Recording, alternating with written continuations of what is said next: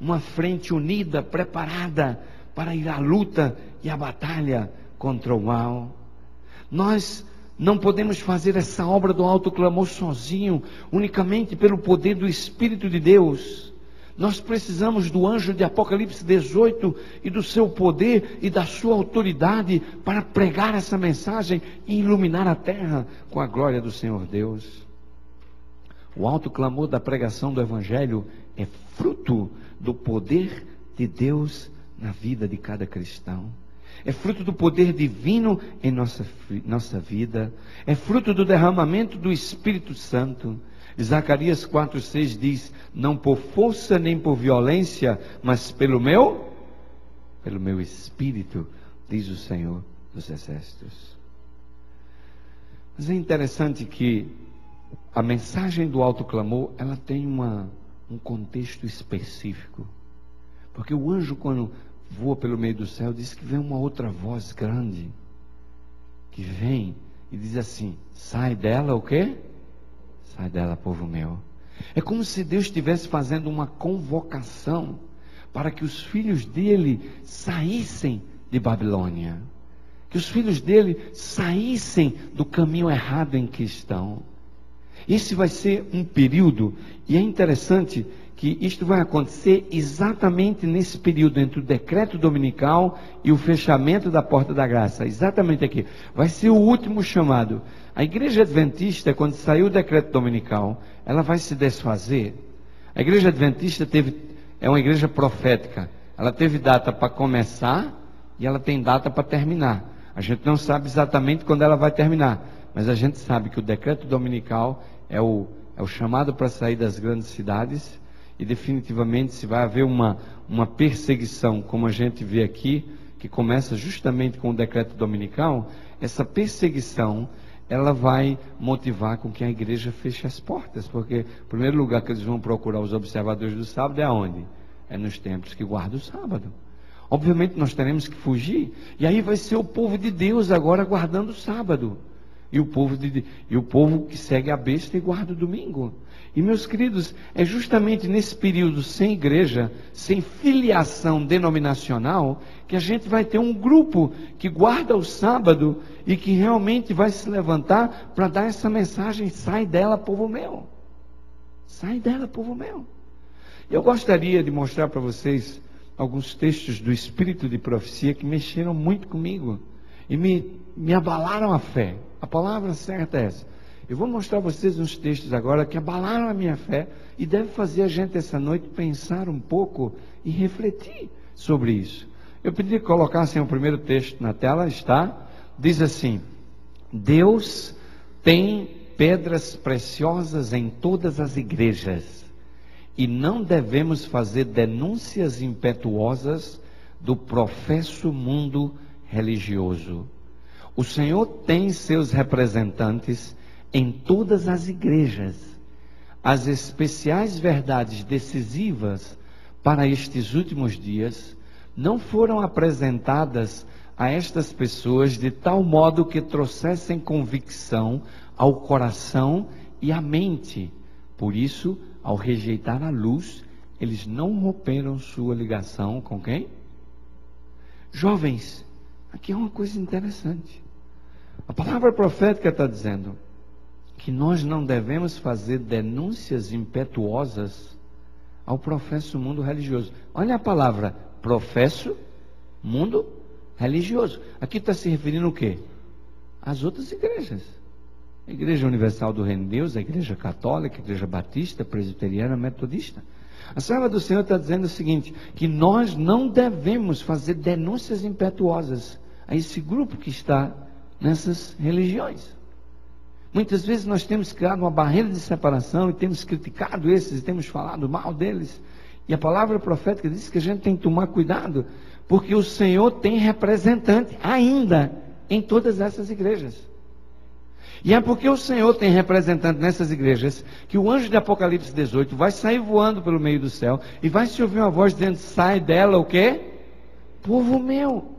Esses fiéis e sinceros que estão nessas igrejas de Babilônia, eles serão chamados e convocados ao tempo certo para saírem destas igrejas e se unirem ao povo de Deus. E é interessante que o texto diz que muitas verdades decisivas para os últimos dias, como por exemplo a do sábado é uma verdade decisiva para os últimos dias, certo? O texto diz assim, de que essas pessoas, muitas delas não foram apresentadas essas mensagens, e elas ainda não tiveram a convicção na mente e no coração. E ainda diz embaixo que muitas delas, ao rejeitar a luz, não romperam. Não romperam. Incrível isso. Pessoas que ouviram a verdade do sábado e que não aceitaram a verdade do sábado, e ao rejeitarem essa verdade, o Espírito de Profecia diz que elas ainda não romperam, porque quando sai o chamado de Apocalipse 18, essas ovelhas genuínas e verdadeiras vão ouvir a voz do verdadeiro pastor, e elas vão sair das igrejas de Babilônia. Eu vou contar para vocês uma história que eu já contei aqui em Dallas. Talvez muitos de vocês vão lembrar dessa história, mas eu sei que há muita gente nova e vocês precisam ver. Eu era estudante de teologia e eu fui comportar numa cidade chamada Maués, interior do Amazonas. Esses 2 dias de barco, descendo o Rio Solimões e o Paraná da Eva. E vocês sabem, estudante tem um aviãozinho por cima e tinha o barco por baixo, e eu não sabia qual era o mais perigoso, porque o aviãozinho, eu olhei o aviãozinho que ia, eu falei, acho melhor ir de barco mesmo, porque barco é rio, a gente vê as margens, ainda dá para o cara nadar e chegar na margem. O avião, se cair lá de cima, não dá para escapar. Então eu peguei o barquinho, armei minha rede e fui comportar. Quando eu cheguei lá, a cidade era muito pequena. Em 2 semanas eu fiz a cidade toda. E naquela época havia muitos engenheiros desbravando a selva, e havia muita gente que tinha muito dinheiro ganhando na cidade, mas não sabia em que gastar. Então a gente chegava como estudante comportor vendendo livro, era uma maravilha. Todo mundo comprava. E eu saí de porta em porta, de casa em casa, em todas as repartições, e eu vendi em todo lugar. Mas acontece que quando chegou assim na quinta-feira, eu terminei. E só tinha barco na segunda, para Manaus. E eu falei assim, bem, eu vou ter que ficar o fim de semana aqui, porque o barco só é na segunda. Eu passei o sábado com os irmãos lá, uma igrejinha bonitinha que tinha na frente do beiradão do rio. Você encostando no rio, já vi a igreja adventista bem na frente do beiradão. A igreja católica aqui, a igreja adventista aqui. E eu sentei no beiradão naquele domingo de manhã, umas 8h30 da manhã, estava um sol brilhando.